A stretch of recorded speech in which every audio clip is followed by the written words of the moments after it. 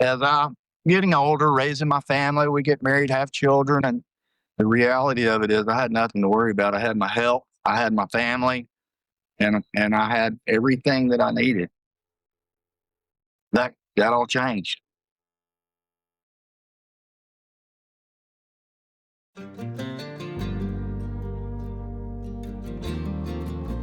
I remember before his accident, well, not really accident, but before his surgery, his injury, I don't know how to put it because it was there, but we didn't know it was there. And then it was there, we're having surgery. He was always on the go, always wanted to do stuff with the girls. And he was just busy and nothing slowed him down. And so when he was hurt, and then we go to the doctor and he's like, oh, you have to have back surgery and this is not going to be good. And we're just thinking, okay, it's back surgery. Okay. My dad's had them, I mean, it's okay. We'll get through this. I've had neck surgery. We're good. Like, been there, done that. Before that, he was like bionic man. I mean, he could do anything and took on anything and everything. He just was able to handle it. And always helping people move, helping people with their job or whatever anyone needed. Frankie was there. And his hobbies, they were intense. Working on our property or helping his dad with things.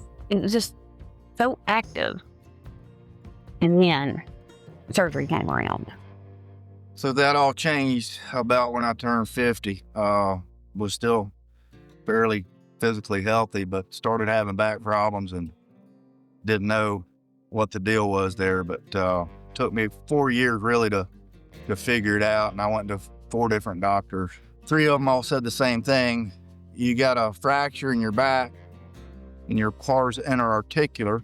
They all could see that. Your pars is a little round bone that joins each vertebrae. Mine was the very bottom one between L5 and S1.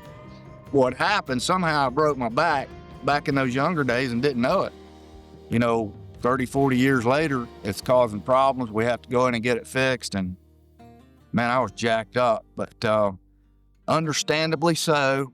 Once it was actually explained to me that this occurs to more people than what you would think. You would think that the dude broke his back. Surely God, he knew that, but I didn't. When you're young and fairly healthy, you injure yourself, and you might be stumbling around for 2 or 3 weeks, but you get it back together.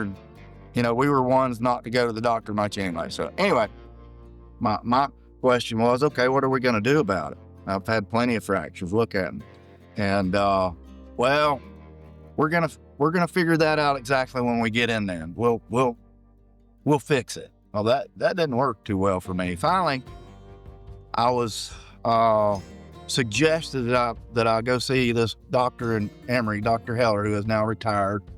But I got in with Dr. Heller. He said, "Son, has anybody ever done a contrast CT? We need to figure this out and figure that out." And I said, "No."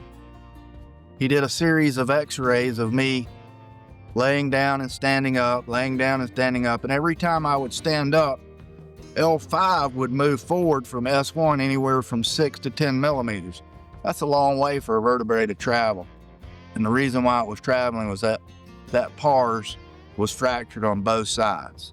But you could visibly see that bone structure cracked on both sides.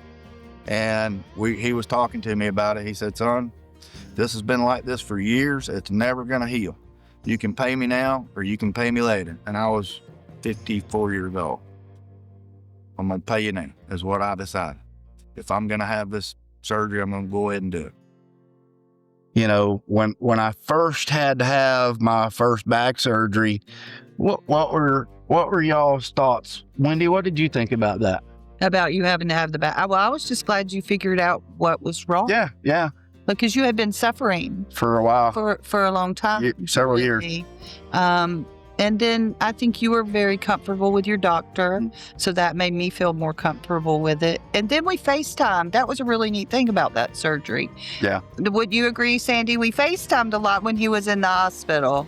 Well, I agree with Wynn. I was just so glad that you were going to be getting some relief. Because, Yes. I mean, you could hardly walk. Yes, it was pitiful. Yeah. So you had to do something. It wasn't like, oh, this is something that I'm going to give a try. It was like you had to have some relief. I felt really good about it because I knew you had been in terrible pain for a long time. And I felt real good because I had been around you a lot more in those last several years before all that came about. Because I couldn't work at times. And I felt real good that you was able to get it done. And I was very encouraged at how well you was doing when you got home. And I thought, man, that's amazing. That doctor's really, really good. The first surgery, I mean, I was shocked, actually. And I can't remember. I know the second surgery was during COVID. They actually both were. But I had to drop him off. I couldn't go in. And for us, we're super close. So when I had to drop him off, I was able to walk him inside to the lobby of the hospital. And I had to leave him.